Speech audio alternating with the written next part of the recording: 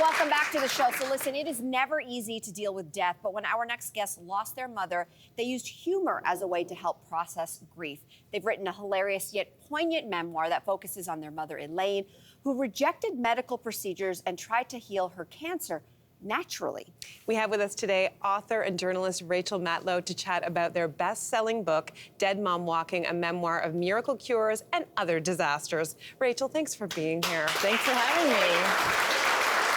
Well, Rachel, you call your book a traumedy. So as we alluded to in the intro, how did humor help you process grief? Yeah, well, my mom and I always shared a love of dark humor, so that wasn't going to change just because she got cancer. If anything, gave us more material to work with. Because the truth is that there is a lot of sadness in cancer and death, but there can also be humor, just like there's humor in everything, but it's just so often denied or not seen as appropriate. But come on, like, my mom was talking out loud to her cancer cells. With respect. Right. She was taking scorpion oil, cannabis oil. The book opens with us doing ayahuasca together in the woods. Oh, it was her idea. Wow. So, you know, it was hard not to laugh. But of course, you know, humor can be a way to deflect, but I think it can also be a way in to actually talking about difficult subjects, which is important. Tell us a little bit more about your relationship with her. Yeah, my mom, Elaine Mitchell, she had a huge smile and an even bigger laugh. She was a beloved alternative high school teacher here in Toronto. And she was also really into personal growth and was always going off to Buddhist meditation retreats and shaman camp. There was no one I loved to make fun of more than my mom. And we were very good friends. You know, technically, I guess we were kind of mother and daughter, but it often felt like we were more like mother and son, or sometimes father and daughter, she being the reckless teenage girl.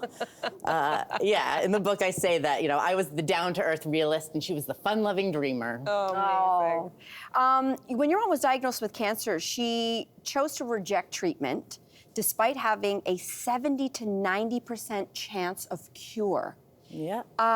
What was that moment like for you? Yeah, well, at first she was stalling, and I just thought it was a matter of time until she faced her fears and got surgery. And she was always into alternative stuff, so I just thought, you know, the herbs and the energy healing would be in addition to conventional medical treatment. But as the months went by and she still hadn't booked surgery, you know, I really began to freak out. I argued with her. I tried to convince her to get surgery, you know, using facts and logical arguments.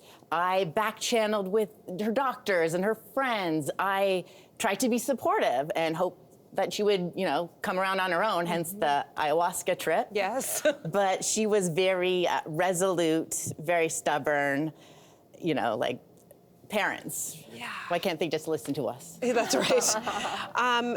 You know, many times making a decision for yourself, it really impacts the people around you. And I mean, that's certainly one of these moments. I can't help but think, like, how angry you must have been, like, when your mom was making this decision that's going to impact your life. So how did you support her during this, even though you knew that the decision that she was making was ultimately probably going to end her life? Yeah, that's a tough one because, yeah, from my perspective, it did at times feel very unfair. But I also knew that she really believed that she had the power to cure herself. And, you know, she really wanted to live. So it's not like she was intentionally trying to hurt me. And in the end, I still loved her enormously and wanted to be there for her and wanted to enjoy the time we had left together. And so in many ways, I think that my story is actually like a testament to the resilience of our relationship. You speak about those last moments together, and you actually lived with your mom for the last 7 weeks of her life. Yeah. A lot of conversations, you recorded a lot of those conversations as well. Tell us a little bit about how that time and those conversations, how did that play out? Yeah, it was a really special time. For the most part, we had stopped fighting and bickering, and we had a good time together, binge watching TV. and of course making dark jokes about her imminent demise. Yeah, we also had some really deep, intimate conversations where I was able to ask her about things she never talked about. So I think I was able to get a greater understanding of who she was and some of her past experiences that led to her deep mistrust of Western medicine. I'm curious, why was it important for you to tell this story? And did your mom know you were going to tell this story? And I know this is part 2 of the question, but what do you hope readers are going to take away from it? Yeah, well, no, she didn't know. I mean, she always thought, I had an act based on her. So in some ways, she provided some good material. Yeah.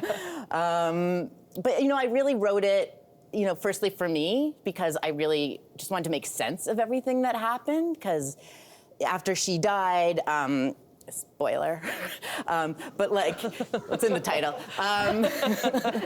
I was really just stuck ruminating over, what more I could have done to save her. And so it was really hard to actually grieve.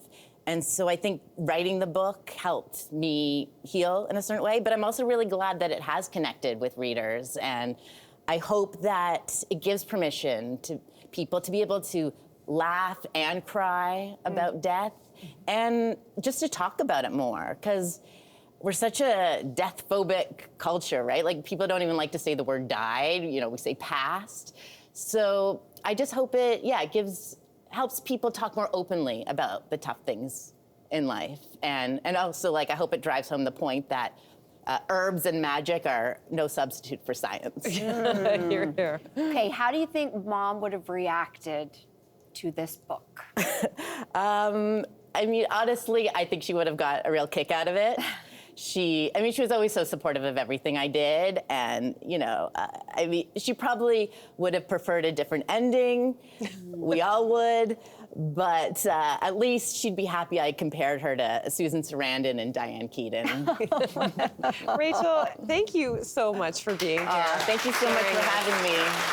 Everyone, the book is called Dead Mom Walking. Be sure to check it out, and don't go anywhere. We're going to be right back.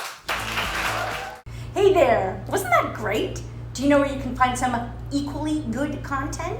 Our YouTube page. It's filled with discussions, debates, and some laughs. Head there now, like and subscribe.